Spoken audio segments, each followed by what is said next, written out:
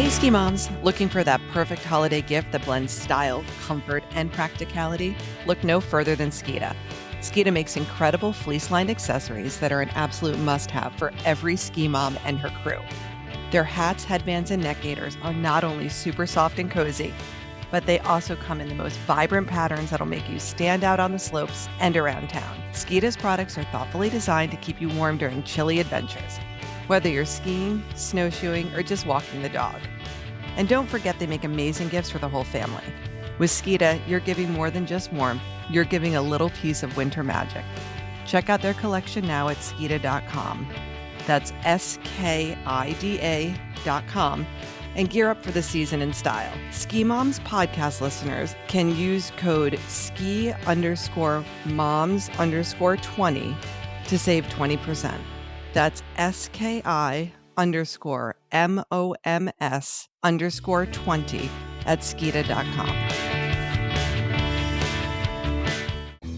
Welcome to Season 4 of the Ski Moms podcast. We're your hosts, Nicole and Sarah.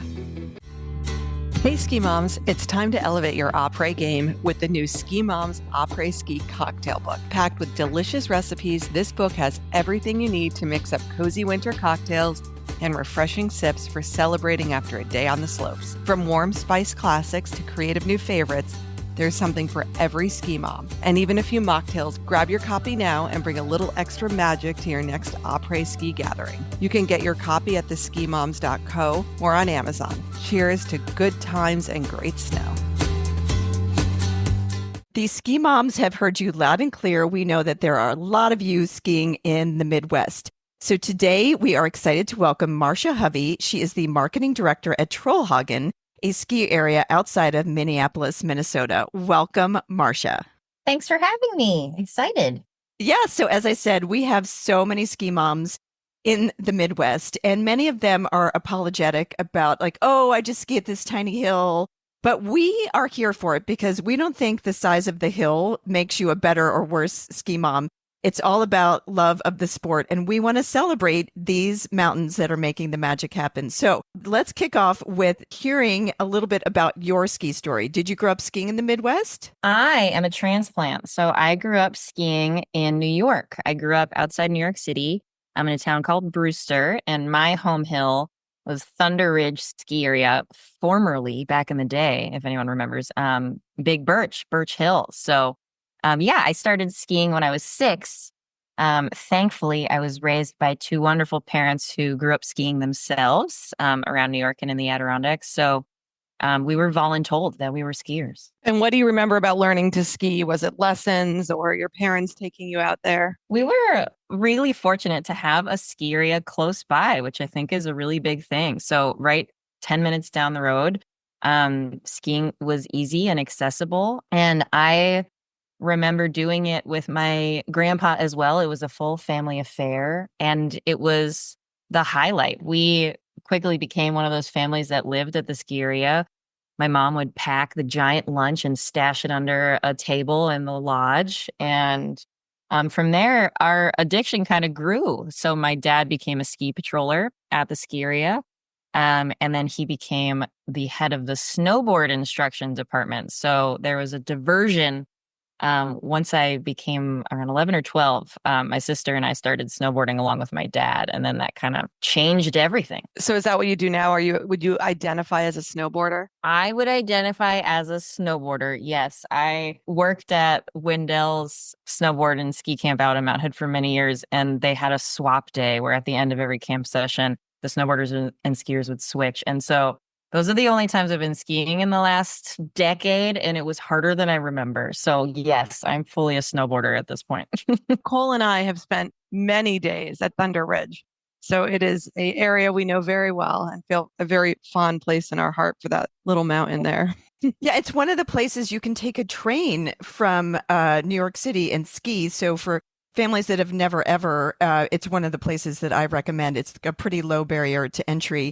And as we were driving past to head to Mohawk, you'd kind of look at the snow conditions at Thunder Ridge and figure out how the rest of your weekend was going to go based on that. But we want to talk about Minnesota today. So tell us where you are now and a little bit about your role at Trollhaugen. Yeah, so I have been at Trollhaugen now going on my 6th season. There are a ton of little ski areas around the Minneapolis Twin Cities metro area, and Trollhaugen is one of them. We are coming up on our 75th anniversary this season, which is really exciting. And this area, the Midwest in general, is home to, I think it's like the third most ski areas per capita is in Minnesota behind, I think, Michigan and New York. So, like you mentioned, there's this common misconception that if you don't have altitude, you don't have skiing. And Twin Cities proves that to be false all the time. So Trollhaugen is about 45 minutes from St. Paul.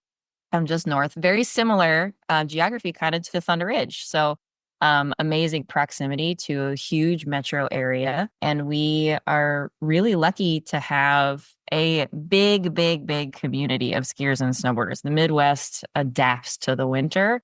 And if you aren't doing winter activities, whether it's skiing or snowboarding or ice fishing or cross-country skiing, you're bored for 6 months out of the year. So we have a really diehard community of skiers and snowboarders out here that we're always excited to welcome in new ones too. That may be the quote of the podcast, but you're giving me such good sound bites already. But the fact that the Midwest does adapt to the winter, it's true, because you can really learn to resent the winter if you don't find a way to play and embrace it and get the kids out of the house and doing something. So I get the impression, haven't skied there, but that Trollhaugen is a family-friendly destination. Would you agree with that?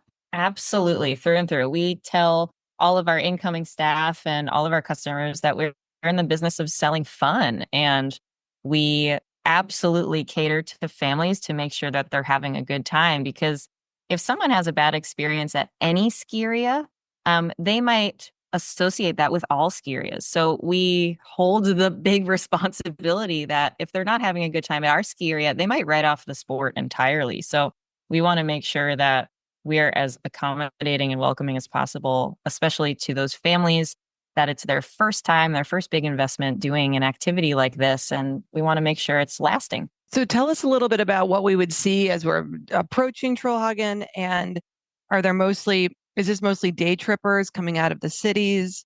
Walk us through that. Yeah, we are in little old rural America. Dresser, Wisconsin is where Trollhaugen is located. We are spitting distance across the Minnesota border. So a lot of people mistakenly think we're in Minnesota because we're right there. But we actually are a Wisconsin ski area.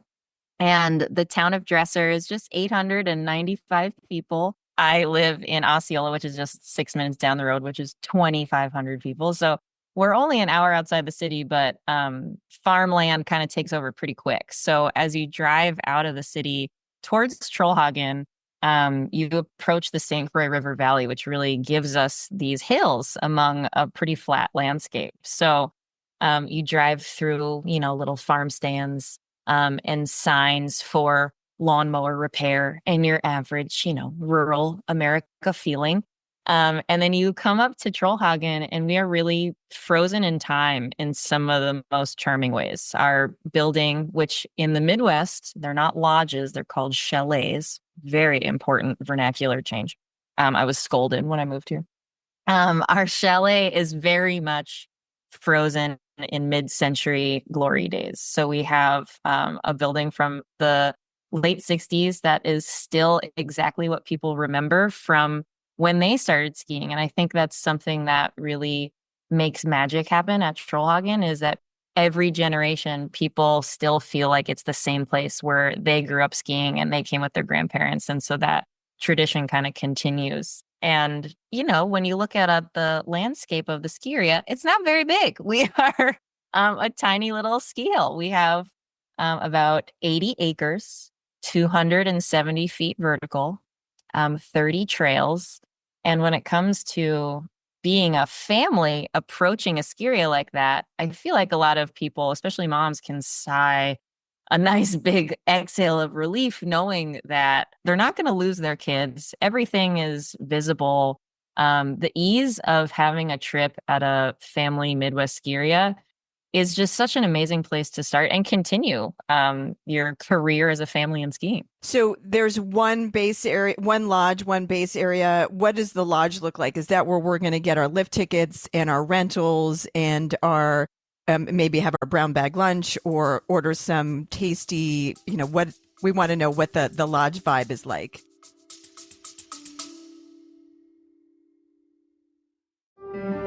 Hey, ski moms. If you're like me, packing for a ski trip can be a challenge, especially when it comes to your boots and gear. That's why I'm excited to share the Diamant Weekend Warrior ski boot bag. We have been using it for a year now, and it's seriously the best ski boot bag out there. And over the summer, Diamant improved the already incredible design and launched their new 2.0 model. And we've got a special 20% off discount code to share with you. The key thing to know is that this bag is TSA approved and fits perfectly in the overhead bin as a carry-on. No more worrying about lost luggage or paying fees to check your boot bag. My ski boots are the one part of my ski kit I never rent. And if they don't make it to my ski destination, my trip's pretty much over before it starts. That's why I love my Diamant Weekend Warrior ski boot bag. The bag is designed by skiers for skiers with a water-resistant and ventilated boot compartment that keeps my ski boots dry and fresh. We've teamed up with Diamant to get you 20% off the Weekend Warrior ski boot bag for your whole family. Just use code SKIMOMS at checkout. Trust me, this bag will change how you travel. And the new Weekend Warrior boot bag comes in 3 colors: Diamant Black, Vermont Green, and Bluebird Blue. Which one will you pick to upgrade your gear? Head over to diamantskiing.com and invest in yourself this season while inventory is still in stock.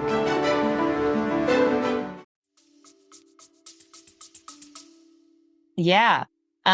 There's one main area. That's our main chalet. That's the classic chalet. And we have a ticket office, which is where we are still very old school, which I love. So you go in and you get your lift ticket printed and you get a wicket. It's on a wicket. Yes. Yes. I love that wickets are still going strong. That's awesome. Okay, we got wickets. And we love to educate people on what that term is because, people are like, do you have the metal thing for my ticket printout? And we're like, it's a wicket.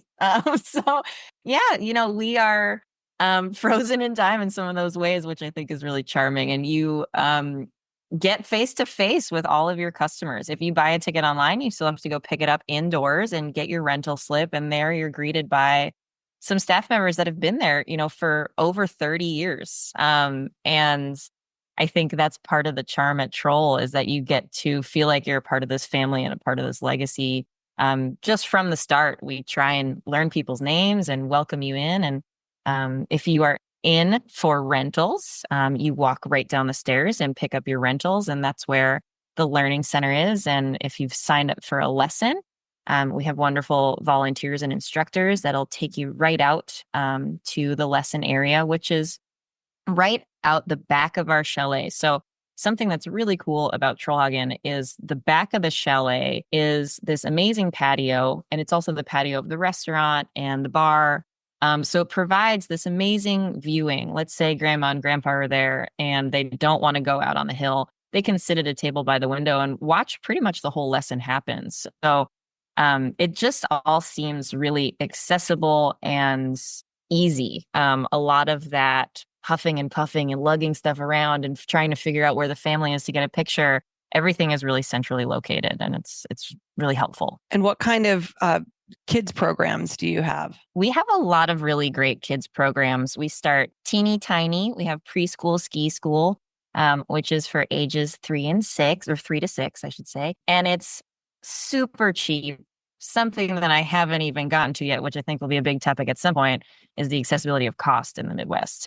So we do a lot of 3 and 4 week programs, starting with preschool ski school. And then we move up to a program called Explorer Core, which is for ages 7 through 14. And then we have our D team programs. So we kind of have a track. If that is the goal of a family or the students to go through different programs, we work with a lot of after school programs. That's a very, very big thing in the Midwest is field trips and after school programs are still alive and well. So basically, as soon as you are able to even think about it at 3 years old, all the way up until college, we have something for everyone when it comes to just a fun get together on weekends to training for competition to all the way up to trying to make it into USASA competitions. Tell us a little bit about the pricing. That is something that we hear about from families all the time.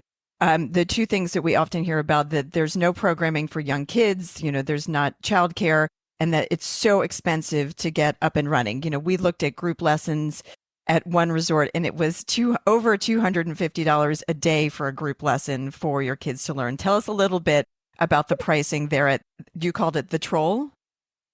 The Troll, yeah. We have a lot of names. Sometimes it's referred to as the Hog. Sometimes it's Troll. Trollhaugen.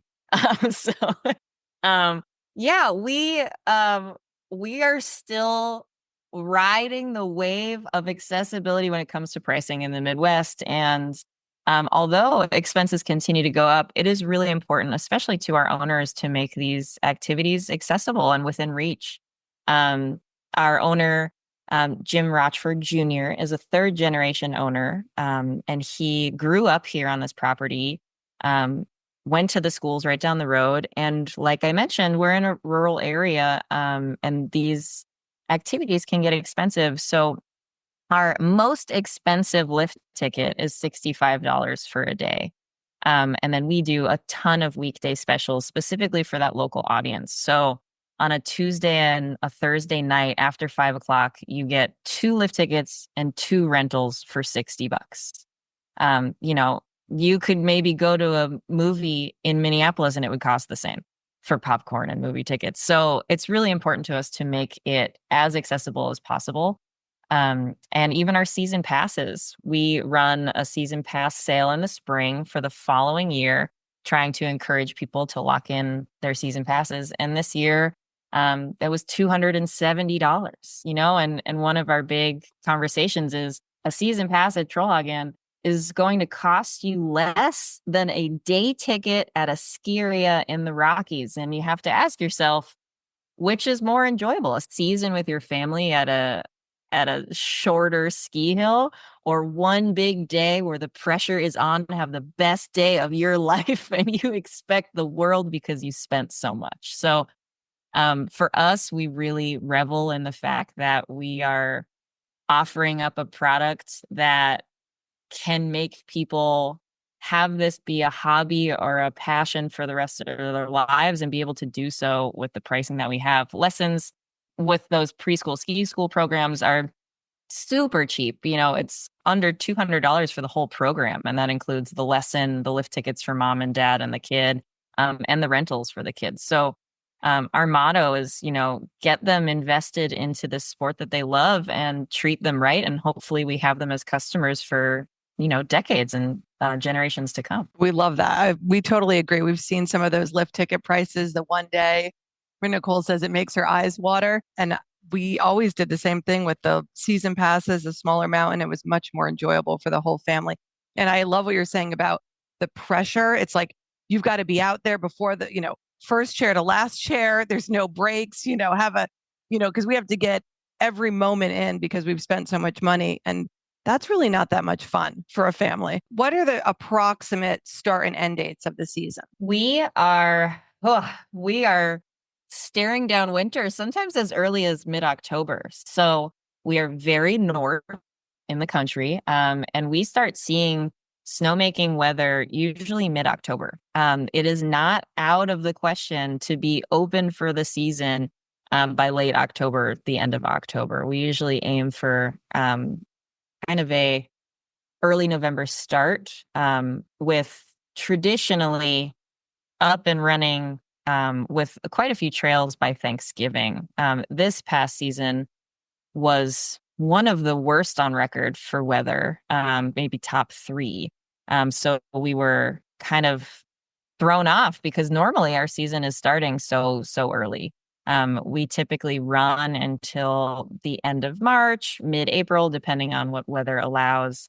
But because of snowmaking, we are not as reliant on Mother Nature as most. So we've done a lot of investing in the last few years in new snowmaking technology and automation.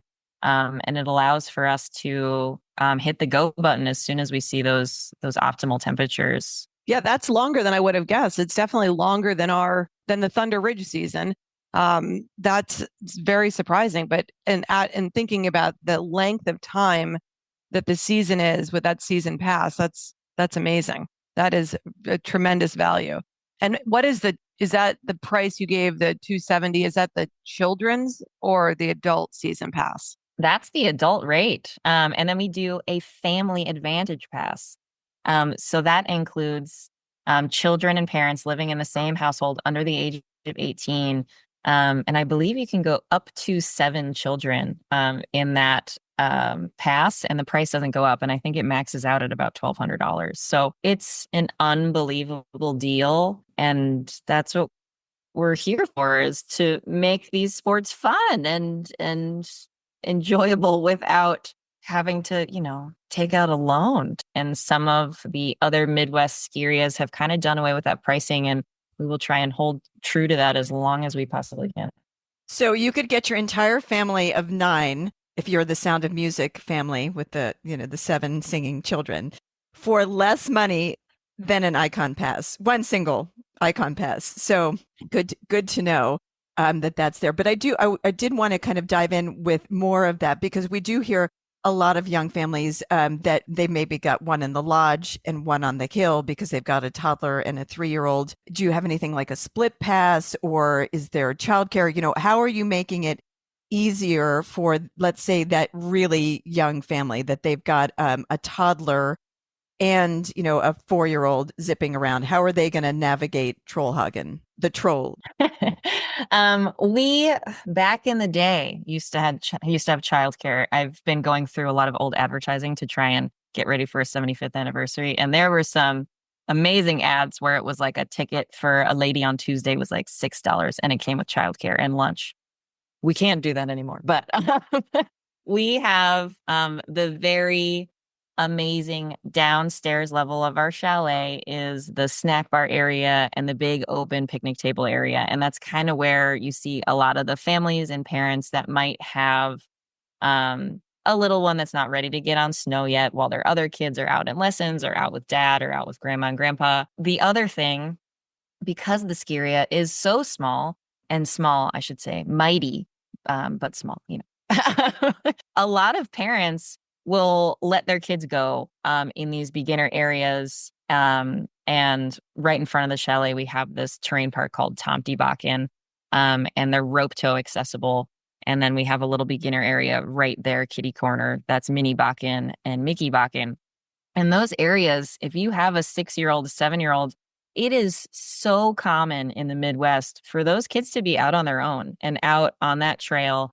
And with a turn of an eye from the other trail where mom and dad are with the 3-year-old, everyone feels safe and connected. They're only a couple 100 feet apart. So this idea that you're letting your kid just run amok by themselves doesn't really feel that way at ski areas like Trollhaugen.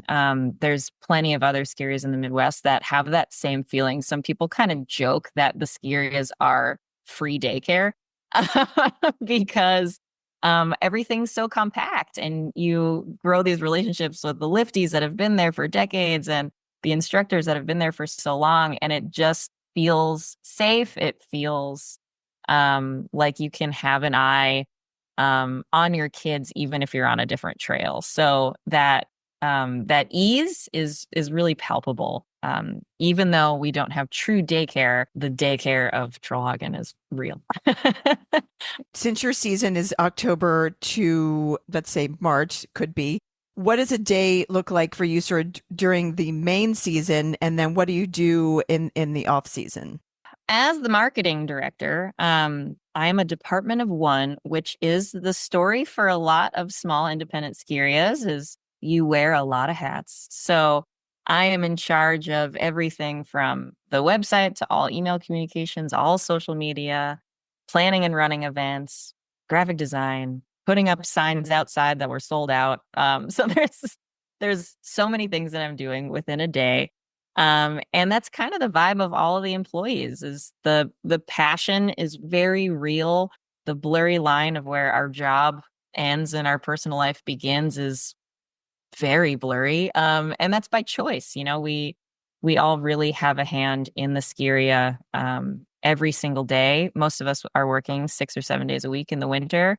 And then in the summer, we have an adventure park, which has zip line tours, challenge course, high ropes course, if that is a more common term. And we have more hands-off type of operation with that because it's not as demanding. The people don't need to see a picture of the zipline conditions every morning. So a lot of the necessity for day-to-day maintenance and day-to-day updating kind of wanes. So summer is a little bit of a more relaxing season for us, even though we are all working year-round. So we have things going on all the time. But we have, by choice, kind of dialed back a bit on what we do in the summer, just because winter is so demanding. And I'm very fortunate that the Rochfords who live on the property year round really want longevity for their staff and see how hard we work in the winter and want summer to be a little less of a lift for us, which is great. And I just wanted to ask about, you said that you have definitely people coming from the cities, but there's also the local community. If you're coming from one of the cities, are you just day tripping, or do people stay in hotels nearby or rent a house? The large majority of our customers are local within a half hour to an hour, and they are coming just for the day. We have started to see a bit of an uptick in Airbnbs in this area. We do have a few hotels. We do not have lodging on site. There's not a ton of options within 15 minutes, but those Airbnbs are starting to grow a little more. Something that's funny about the Midwest is cabin culture, and you experience this kind of in upstate New York as well. A lot of second homes in this area on little lakes and in the woods, where those homes are, whether they're in HOAs or coveted lake community. A lot of those communities don't want short-term rentals. So even though there's a huge opportunity for them, it's not culturally something that's really the norm yet. And that might change over time. But right now, the majority of our customers are day trippers, or they might stay somewhere nearby for one weekend night. But typically, it's just drive in, drive out. And back onto the culture thing, are there things on the menu at your cafe? I'm assuming you have one in the lodge that are very specific to dresser, or what's the thing that everybody has to order when they come there? Oh yes, Wisconsin is the land of dairy, and the absolute must is cheese curds. You cannot get them fast enough when you enter the chalet. So we have a couple different options for eats in the chalet. We have the Trollhaugen Lounge, which is the historic bar and restaurant. On the other side is the Cafe Skida. So although they are connected, the Cafe Skida is kind of the friendlier for families area. And then Trollhaugen Lounge is more restaurant and bar. Downstairs is the snack bar, which is more of like your fast food option. And you can bring your own lunchbox and your own food and sprawl out and get a picnic table. Either way, if you're upstairs or downstairs in either of those locations, cheese curds are a must. That is a requirement, especially because we are just right on the border of Minnesota. There's a couple fun, gimmicky things that people love when they come over from Minnesota. One of those is cheese curds. And the other one is for the 21 and uppers is Spotted Cow. And that is a beer that you can only get in Wisconsin. So New Glarus Brewing, genius marketing on their part. With scarcity comes desire. And New Glarus makes this beer called Spotted Cow. And it is like, once people cross the border, they have to have it.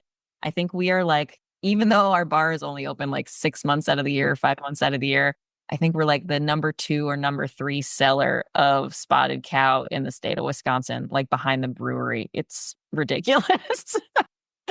So those are 2 absolute musts, cheese curds. And if you enjoy a beer, getting a Spotted Cow. Can you just describe cheese curds to me? Like I'm just picturing cottage cheese. I'm embarrassed to say I've never had this, and I'm not sure what I'm visualizing. I'm assuming you have to fry it, right? Yes. So cheese curds are kind of this in between of, as an East Coaster, a mozzarella stick, but also if you've ever had poutine, that is kind of the squeaky cheese on top of poutine that's layered in gravy. So you take that squeaky cheese and you deep fry it. Slightly different breading than a mozzarella stick, but a similar concept. So it's more, and not all cheese curds are created equal. This is a very serious debate in our state. People could go on and on.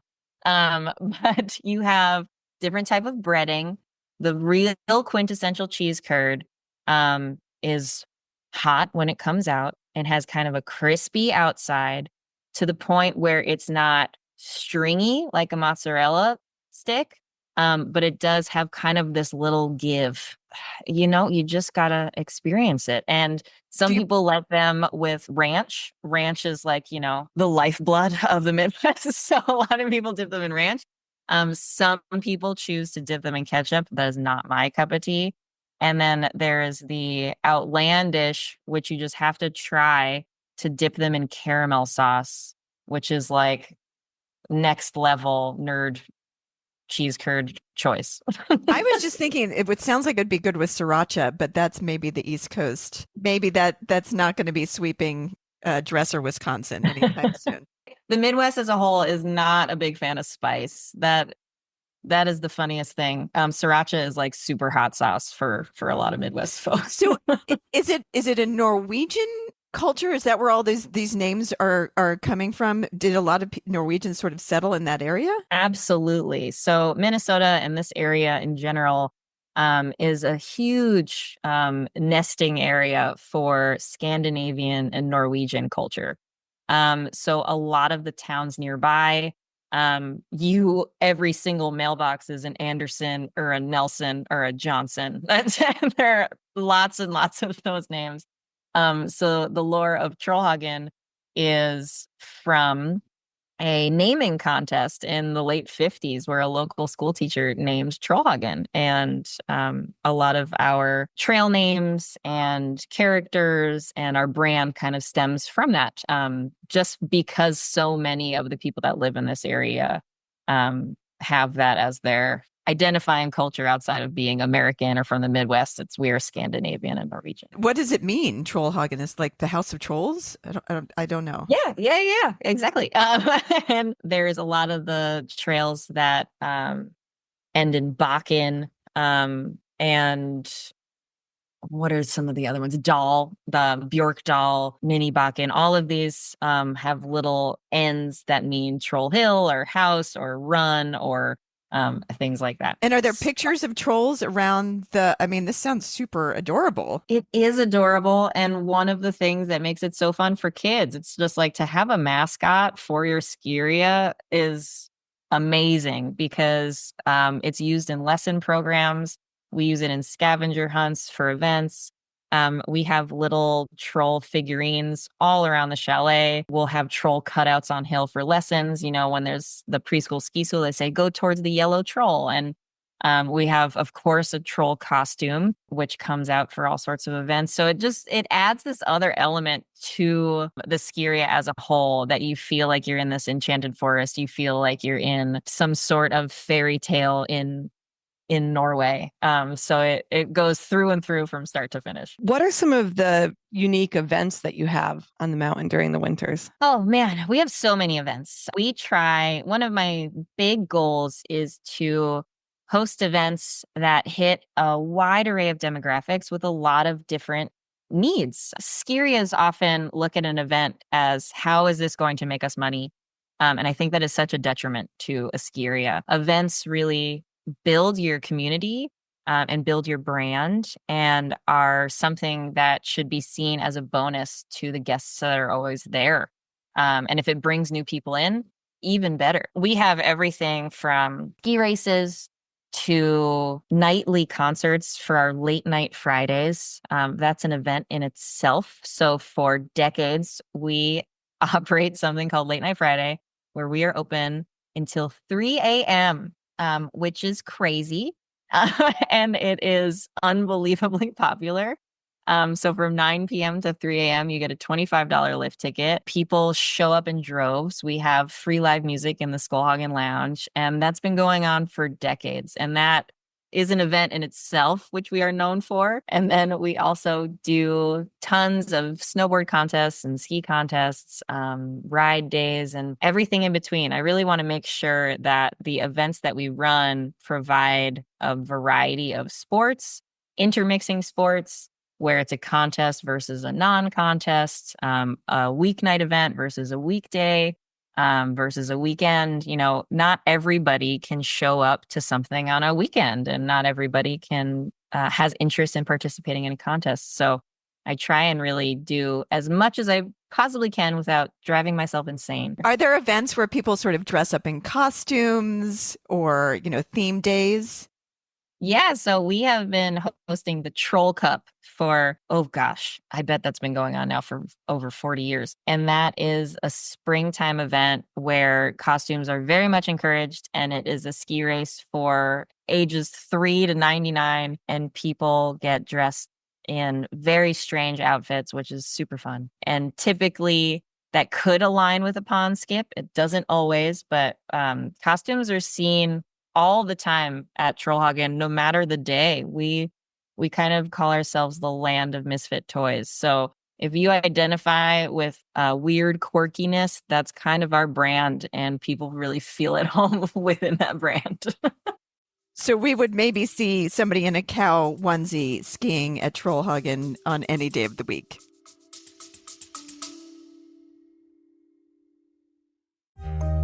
Are you starting to dream about hot cocoa, snowy chairlift rides, and zipping down perfectly groomed trails? Well, so are we. And that's why we're teaming up with Vrbo this winter. If you're like us, you're always in planning mode and trying to maximize the fun on your family ski vacations. Vrbo's got you covered with private vacation rentals designed for families and friends. Here's why we love Vrbo. First up, space. Our family loves to spread out when we travel, and we all know how much stuff a ski trip involves. Vrbo has a huge selection of quality homes, often with 3 or more bedrooms, so everyone can spread out comfortably, and there's room for all your gear. Vrbo properties offer exclusive homes with amazing views of the mountains, and many with ski-in, ski-out, slopeside access. Oh, and have we mentioned privacy? With Vrbo, you'll always get a private vacation rental, meaning no awkward host encounters or shared spaces. It's all yours. Now let's talk about amenities. Many Vrbo homes have gourmet kitchens, game rooms for the kids, hot tubs, and cozy fire pits, making them perfect for quality time when your ski day is done. And thanks to Vrbo's Book with Confidence guarantee, you're protected every step of the way with 24/7 support and rebooking assistance if plans change last minute. Ready for your next adventure? Download the Vrbo app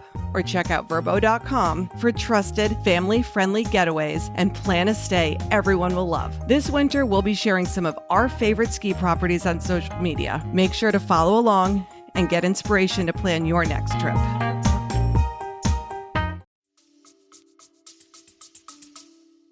Any given day, especially a late night Friday, and they might have glow sticks on their snowboard just because.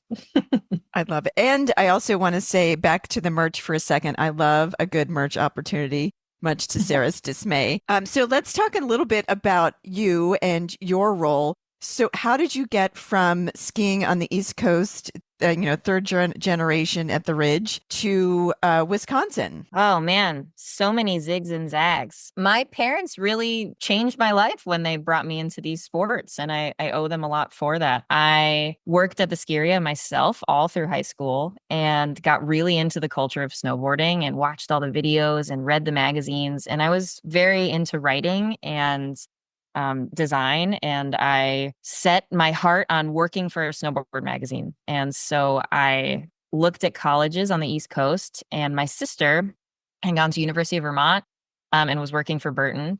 And so that kind of continued the desire. And I landed on University of Colorado and couldn't go back to the East Coast. So I ended up in Boulder. And for most of my college career was in a group called Boulder Freeride, which at the time was the largest collegiate club in the nation, which was a massive feat. We worked basically for free for Vail Resorts and sold season passes in our office. Every video premiere, every pro snowboarder came through and we ran all these cool events and contests. And at the time, I didn't really have a full grasp on what we were doing at that age, but it was a big undertaking. A lot of us that were on that board of directors are still very much involved in the industry. One of those board members created the sunglass company Pit Viper, and one of them is still Leslie Betts. She still works for Burton, like a 23-year career. So a lot of us that were in that group have stayed in action sports. And from Boulder, I found my way out to Mount Hood, Oregon, and worked as the camp director for Wendell's for many years, and just kind of cemented myself in this world. And through all of these zigs and zags, I became friends with a lot of pro snowboarders. And I was on a trip in Minnesota and met a guy through these friends who his name is Matt Boudreau, otherwise known as Booty. And he showed me the Midwest. I was ready for a change and kind of landed here in the Midwest and fell in love with the culture of Midwest snowboarding. And while I was here, the gentleman who really put Trollhaugen on the map in the way that we know today stepped down after 9 years at Trollhaugen. And I was just kind of the unicorn that happened to be in the right place at the right time and applied for the job and got it and haven't looked back. It feels very full circle of like working at a resort that feels very similar to why I got into this in the first place. Feels very serendipitous, and it crosses off a lot of things on my bucket list. So I'm very fortunate to that silly boy who I met, and now I live in Wisconsin. I found you through an article in the Ski Area Management, and I was really drawn to the fact that you were so pro Midwest skiing. It wasn't specifically about your resort, but you were really about, let's just make it more accessible and fun for all of these smaller ski areas. Because to your point, if somebody skis at your resort, or if they ski at the resort, 40 miles down the road, you're still creating a skier. Do you feel that the Midwest resorts, do they work together? How do they work together? How are you meeting with the other resorts in the area to really promote the sport that we love? We are part of MSAA, which is a nerdy group, Midwest Ski Area Associations. And there's larger NSAA, the National Ski Area Association, for those that don't know. Each region kind of has one of these groups, and the Midwest has one of the largest. And every year there's a conference, and that conference is amazing. And what we hear from a lot of the reps that go to each conference around the country, that the Midwest's group of operators and marketers and everyone in that region, they're like, it's just not the same at other conferences. What you guys do and how you work together is something that is unique to this area. And so going to those conferences always kind of reinstills why we're special and why we're important. And I think we band together as people that are constantly looked down upon in the greater ski area universe. A lot of people who live in the mountain areas, who live on the West Coast, even in, areas of Vermont, think that the Midwest is flyover territory and that we are a stepping stone for whether it is working your way up to ski at another resort or working your way up to work at one of these other resorts. And I speak at a lot of these events, and I say to everyone that success in our industry should not mean leaving the small resort that you've worked at to work at a bigger one. Success means making the small resort that you work at the best that it can be so that nobody notices the difference. Because what we have, and what we're also very aware of what we have, is this training grounds for the generations of skiers that we need to survive. If we are not building up these small ski areas to produce the same level of product, ski lesson, chalet experience that these big ski areas have, we're kicking all of ourselves by doing that. So the Midwest really bands together. And I think it is kind of a unique experience how the Midwest ski areas work together. And the owner, like I said, third generation owner, I mean, he's on the board for MSAA. He's constantly talking to other operators and other owners and sharing knowledge. because the age of gatekeeping is dead. We cannot live in a world where we are gatekeeping trade secrets while big giant corporations are changing the game. So I think that's something unique about us, is that we really do work together, and we work together pretty well. Well, I definitely hear it loud and clear. And Sarah and I see part of our mission is telling the stories of resorts your size, alongside talking to Beth Howard from Vail. We want to talk to women who are leading in smaller areas. And to us, it's just as important, because you're serving families in a way that's equally important, if not more so, than those larger ski areas. So one thing I do know is that Minnesota, and I'm not sure so much sure about Wisconsin, but there are a lot of immigrants that are settling in your areas. And you were touching a little bit on diversity, that we can't be gatekeepers anymore. But I know that there, for whatever reason, it has been a really embracing place to first generation Americans. Are you seeing them, making this ski culture part of their new culture as well? And how are you doing it? And how are we, as the ski moms community, going to make it more inviting for people that skiing is really, really foreign to them? Minneapolis is home to the largest Somali population in America.